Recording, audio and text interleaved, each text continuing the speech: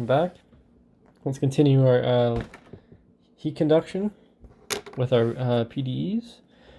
Today we're going to look at, so in the last video we looked at what it meant to have like a steady state solution on top of the transient solution.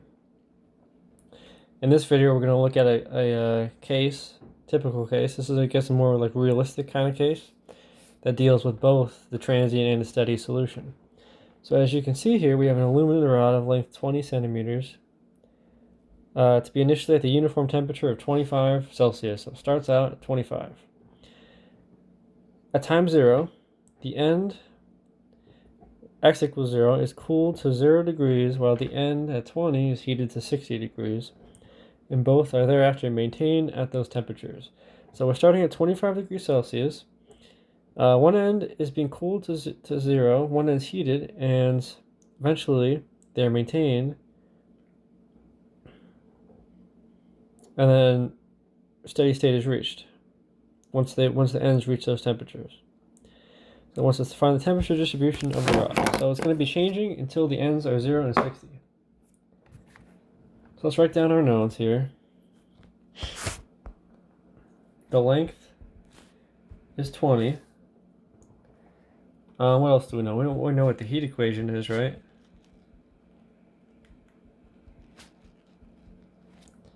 What's our boundary conditions? Well, we know at that point it's 0, and at the other side of it, which is 20, that is 60 degrees. So those are the boundary conditions. Okay, what else do we know? The initial condition, 25, right? Temperature of 25 degrees. So UXT is equal to 25. So we need to reduce to... Right.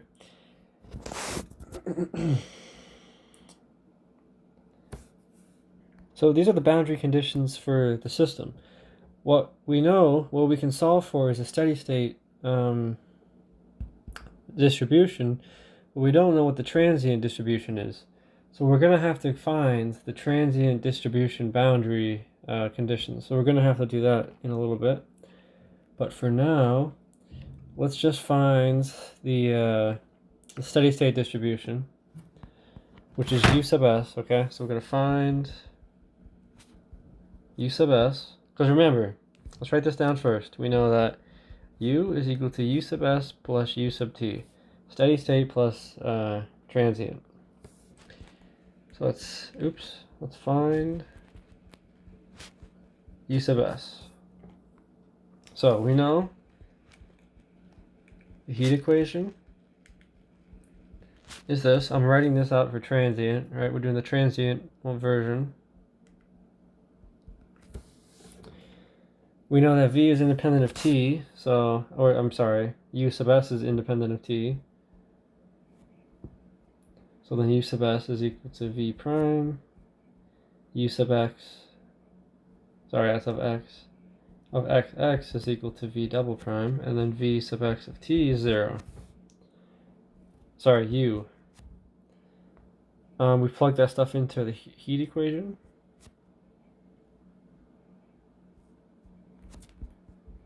I meant to make those U's of S's, is equal to 0. This goes away. Solve the characteristic equation. R squared is equal to C1. I'm getting ahead of myself. So then U of S is equal to C1 plus C2X, right? Reduction of order. That's the shortcut. Okay, so now we know what the boundary conditions are. We know we have U of S of 0 equals 0. And we have U of S of 20 is 60.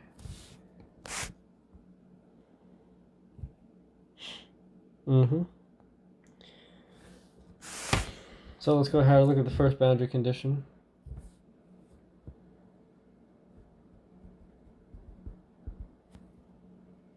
C1 plus, that's it, equals 0.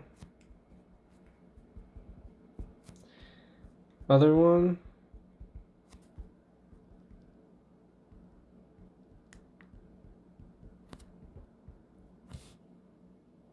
C1 is 0, so then 20, C2 is equal to 60, C2 is equal to 30. No, wait, no, sorry, 3. So then so C1 0, so then this is just 3 times x, right? So that's our steady state solution. So we have that, okay? So we have, so far we have this. U of xt is equal to 3x plus ut xt. We need the transient solution. So now let's find the transient solution.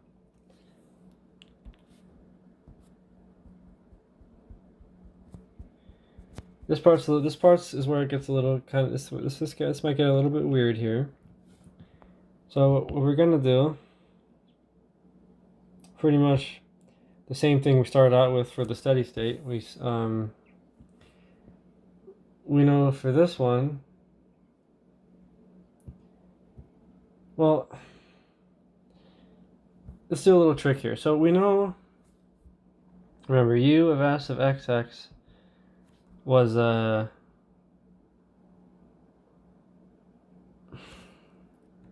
is 0, right? Because, where is it? We found this right here, right? We found that it equals 0 from the heat equation. We know that, okay? From plugging into the heat equation, we know that this is true.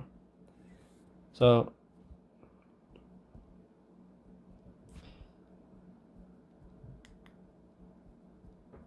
with knowing that, you can find, so then u of xx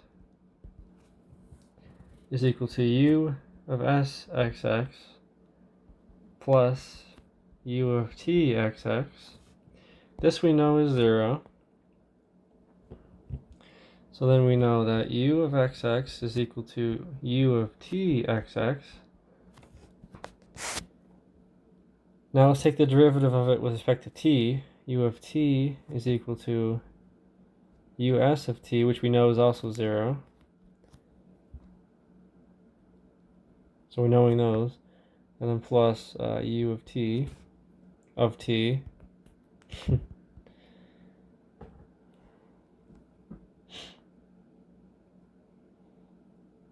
And then we plug those in. So we plug these values in. So we have alpha squared u t xx, or no.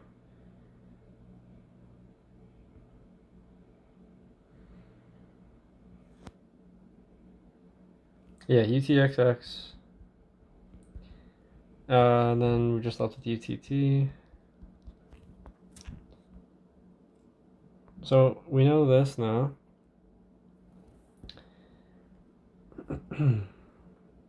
Now we have to find the boundary conditions for this. So we know w x of t, we're rearranging the equation here, is u of x of t minus the transient. Sorry, that shouldn't be. No. It should be the normal distribution. Sorry, I'm writing my old notation down. Minus the steady state, which is just of x. So we have to find our new boundary conditions in order to continue with this.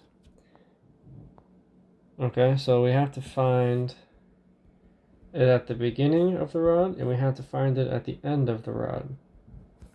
So to do that, we're going to have, we know the boundary condition for this one is u of 0 of t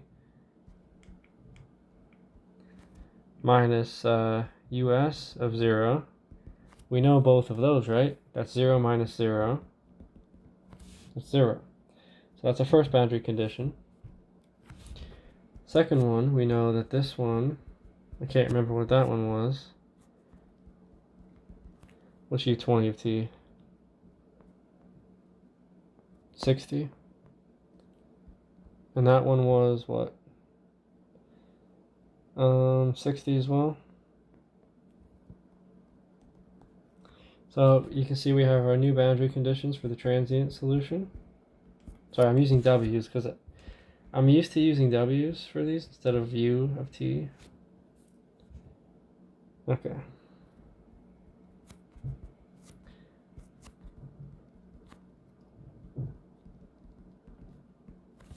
So here's our two new boundary conditions, okay? Now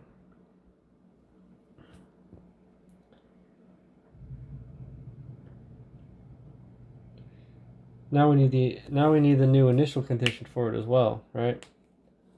I believe, yeah. Yep. So we know that u of x of naught is equal to 25, was it?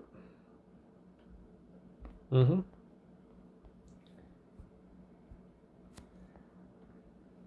And sorry, I need to write that down. So now, what can we do with that information? Well, we can take our other equation. Let me just write this out.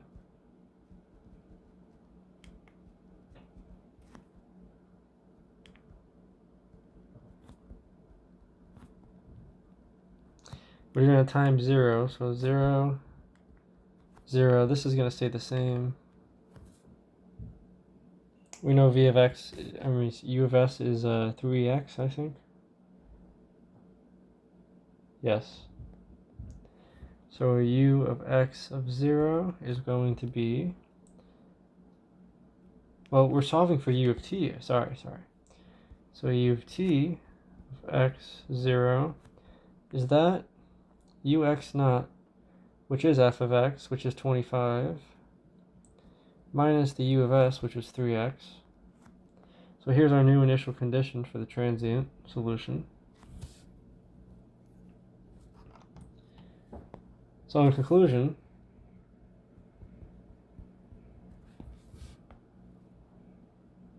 here's our heat equation that we're going to solve.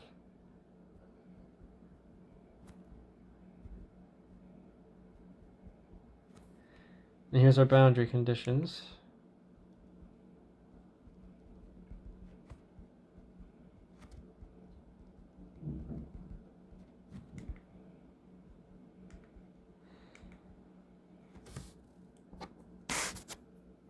I'm realizing a mistake in my notation here because these t's can look like they're like, but no, these mean transient, not partial derivatives.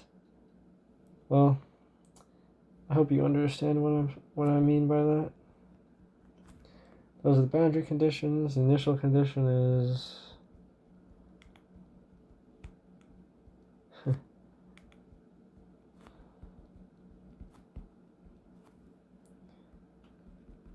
that's the initial condition. So step 1, separate variables, right?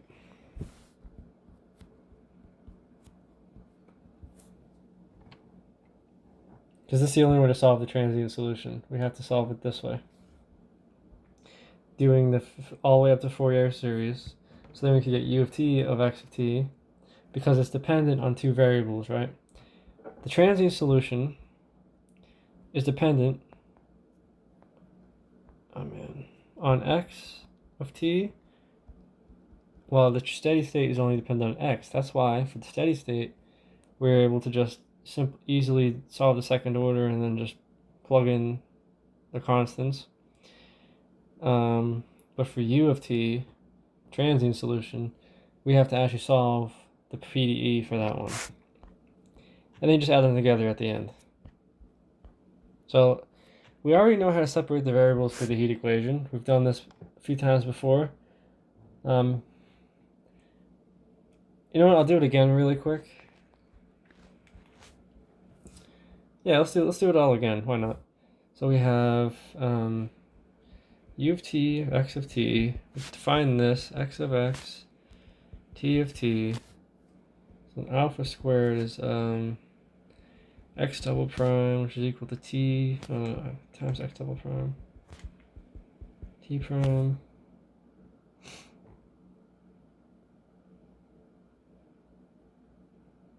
Right, I'm just plugging in. And then we divide it by alpha squared xt, so then we're left with add in our separation constant. And we get our two ODEs.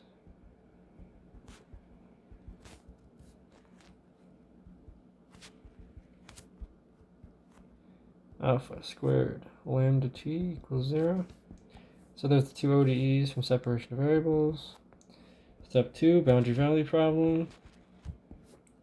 Now I know for this one in particular, it's going to work when lambda is greater than 0.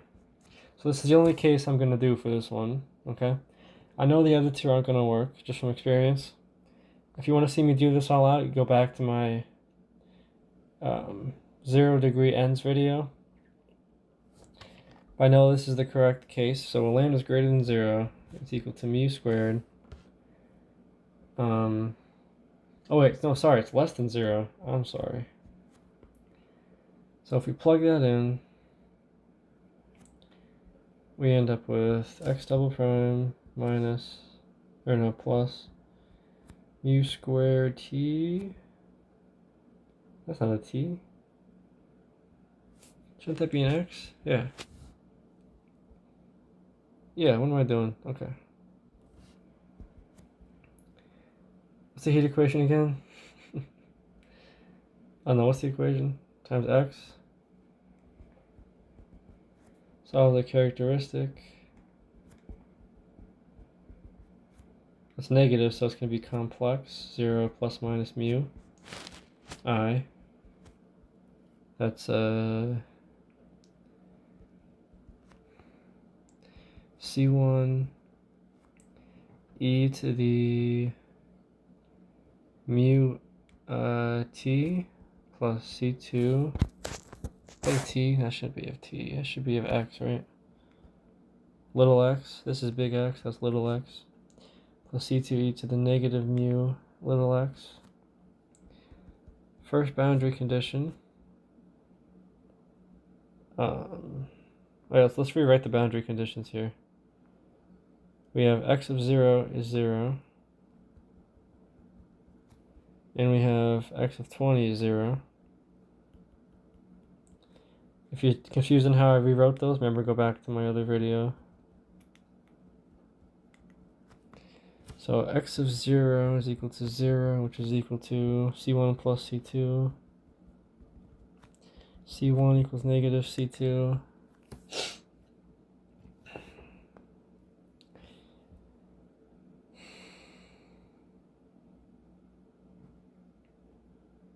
Okay, so then we can rewrite this.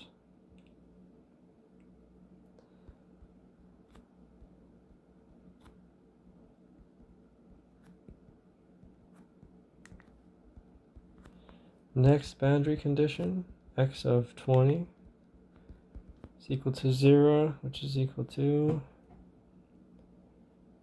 negative C2 e to the 20 mu plus C2. Wait, something's not right about this. Oh my lord, I'm doing the wrong thing, that's why. I'm gonna fix this real quick.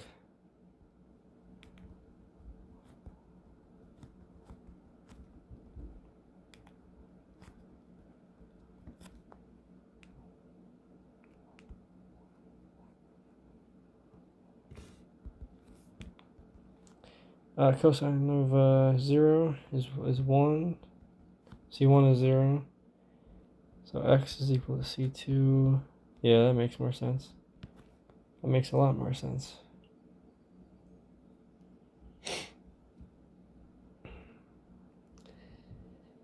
Um, 20.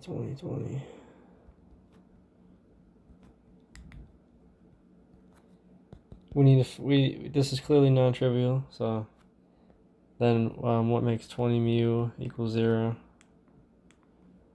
Well, what makes sine equals 0? Anything of pi. So n is 1, 2, 3, so on. Mu is n pi over 20.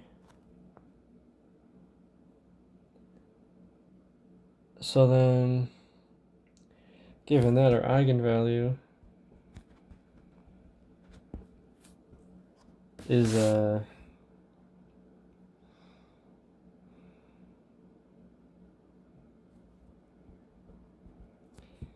we square the whole thing, it's negative, so negative n squared, pi squared over, the length was 20, I believe, yeah. So this is 400 times t, no, for every, bam, so then our eigenfunction,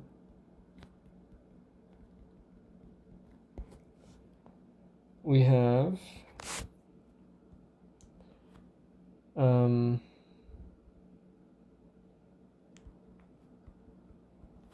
c to the n sine of n pi over 20x.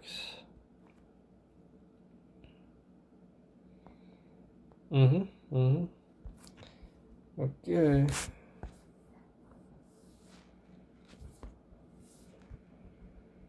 Step 3, solve for t.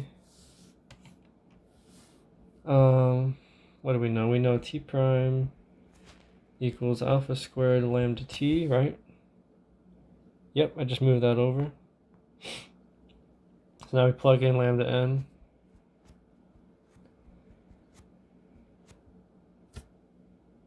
This can be rewritten.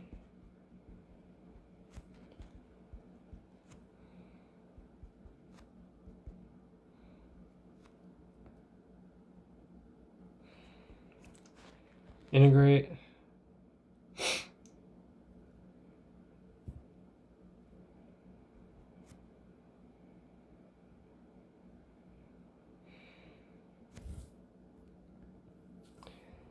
That becomes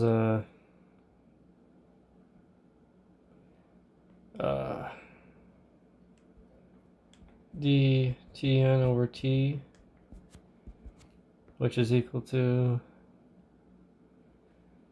pull out the alpha squared as a constant, lambda is a constant, integral of t sub n is just dt.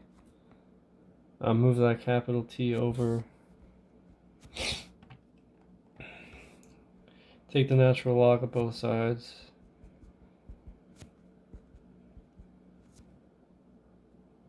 Oh, forgot the alpha squared.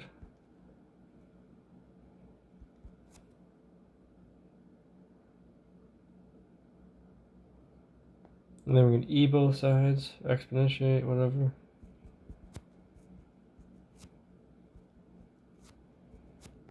And then plug in.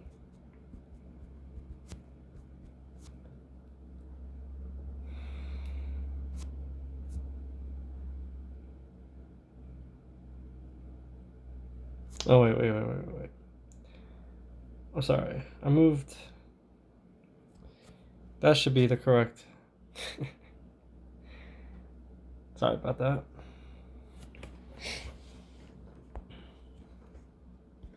I'm reading off my notes. I'm not actually doing it. I should actually do it. That's why I'm messing up. This would be 400 in our case. Times t. There's t sub n. Okay, next step is a fundamental set of solutions. And the general solution. 1 second here.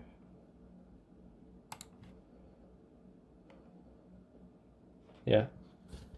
Oh, I forgot the alpha squared.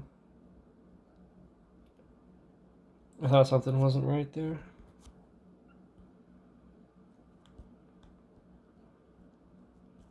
Okay.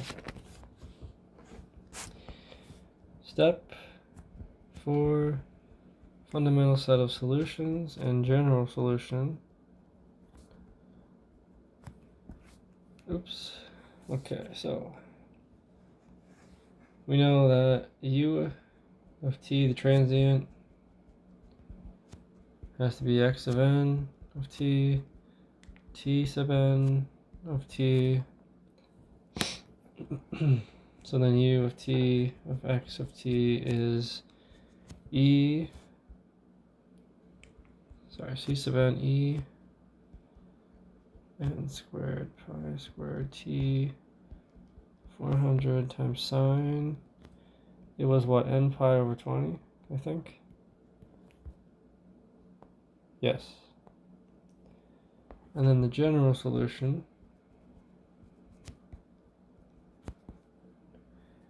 is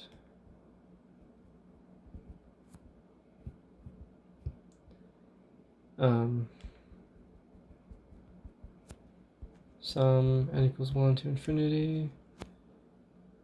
This is going to be a Fourier sine series, so I'm going to use b sub n when I multiply the two constants together.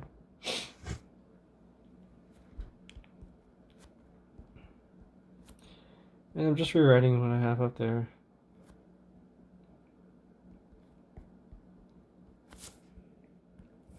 Times sine. Okay. Step 5.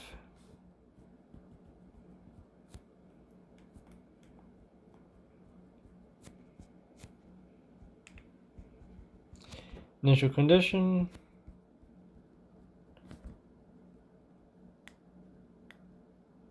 And Fourier series. Man, I can't write today. So u of t, we're going to use the initial condition, which was 25 minus 3x. I remember that.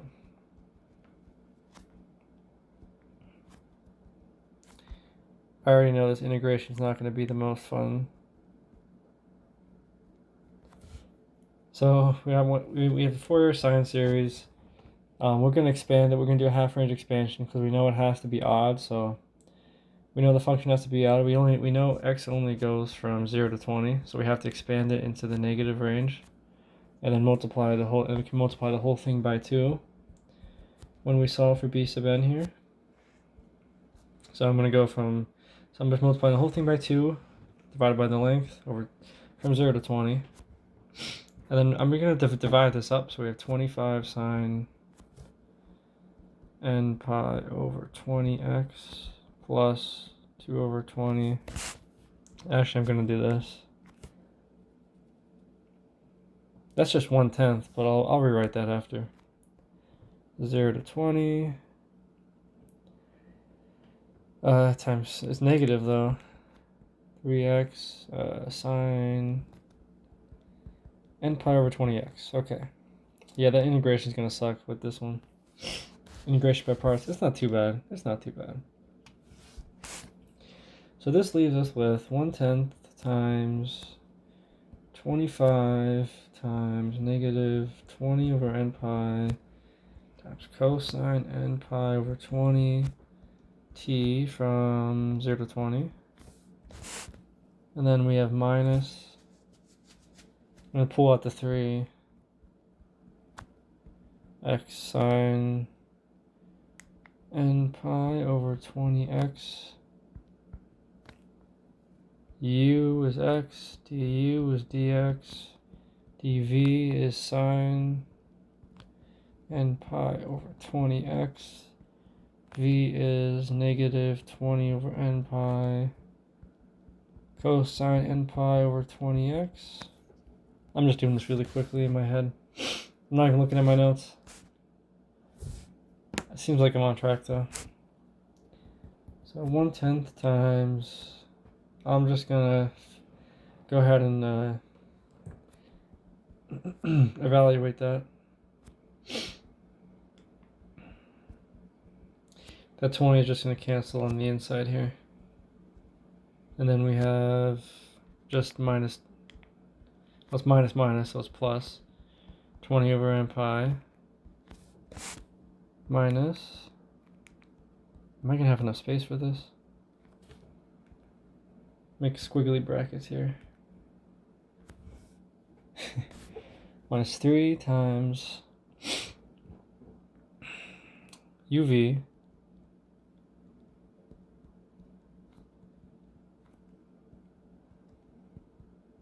20x from 0 to 20, and then I'm gonna have to go down here.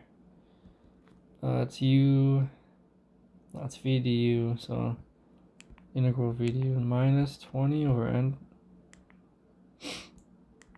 n pi integral 0 to 20 cosine n pi over 20 x dx.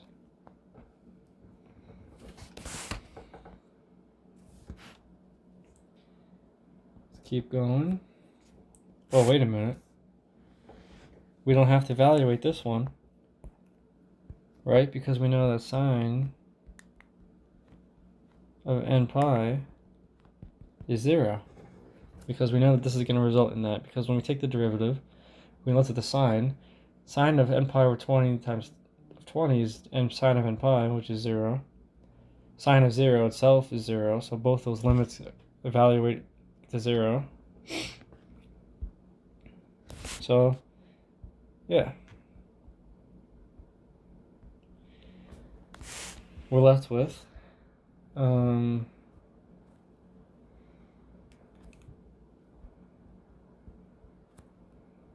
no, I can't evaluate that. So this is going to be, what, 25 times 20? What in the world is that? Give me 1 second. Let me see. Calculator. 25 times 20 is 500. It'd be negative over n pi times cosine n pi.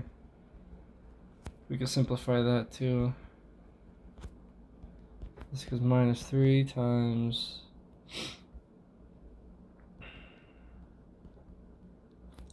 that's just cosine n pi.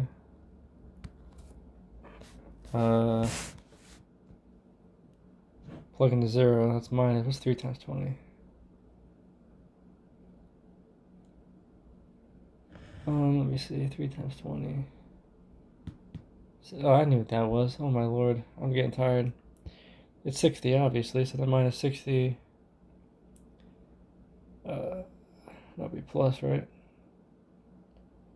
No, it's minus. It's minus is plus.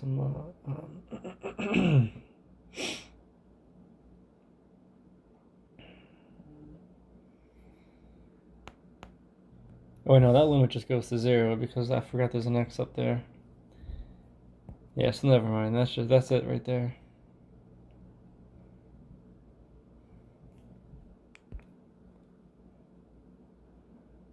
And wait, I forgot to multiply the 25 in there. It's another, what, 500? Okay, so we could distribute that 1/10 in. That's negative 50 over n pi cosine n pi plus 120. I know that one over n pi.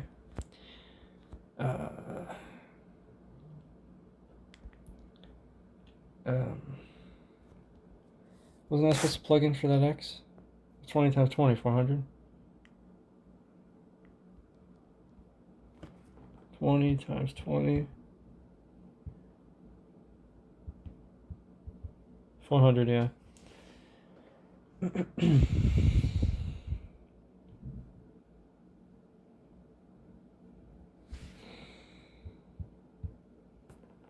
then multiply that by 3, that's what, 1200? I was just checking my work there, make sure it's right. It looks like I'm on the right track. Oh, I forgot, and then I'm multiplying them all by 1/10, so this is, yeah, that's 120, but this is still not multiplied by 1/10 yet. I'm gonna simplify this down a little bit, because we know this is equal to negative 1 to the n.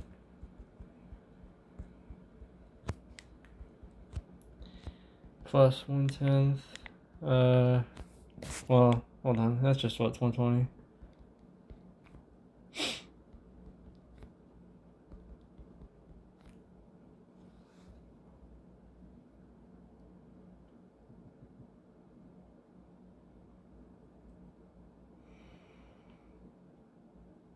Where did that 120 come from?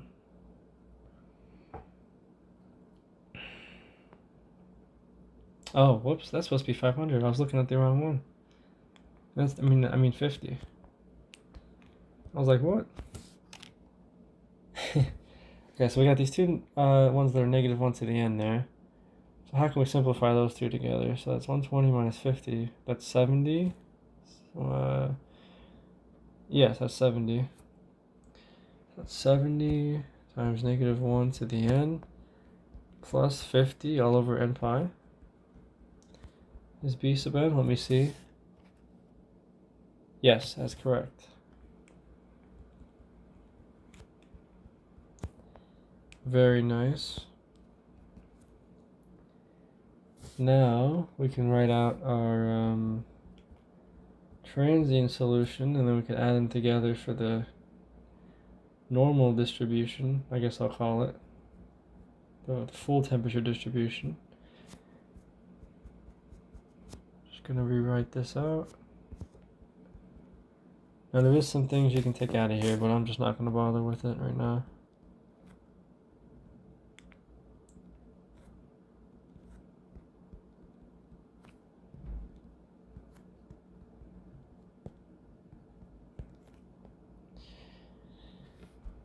U is W is U of S plus U of T, right? So now we can add the two solutions together. So all we're doing for this one is just adding 3x onto here. Well, it's not just 3x, is it?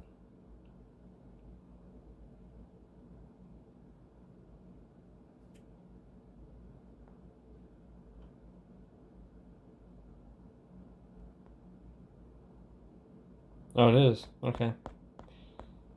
Okay. And then I'm just going to copy that down.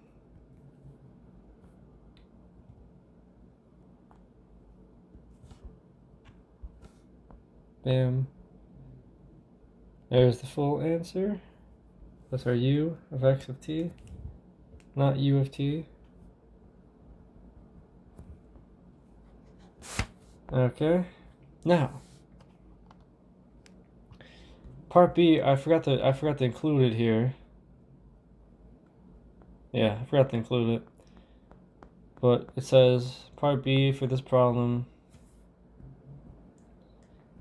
For my memory, I think it says from. Oh, it says what? Material.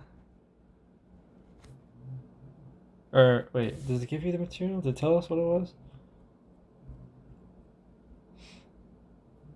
Oh, it's aluminum. Okay.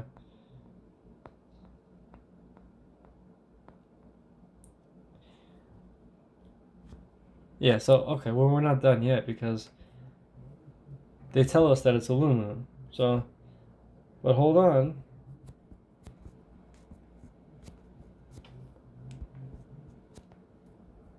We know the rod is aluminum. And if you know a chart, I know my book has a chart for the values of thermal diffusivity. So I know that alpha squared is equal to 0.8418 centimeters squared per second for aluminum. So plugging that into our U sub n of x of t, sorry, that should be U sub n, right?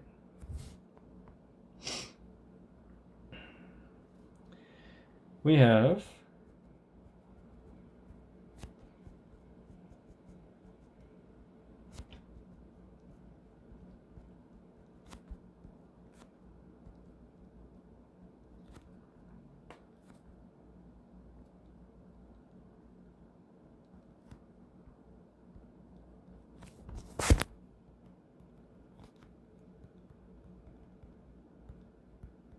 right, that's our final answer right there.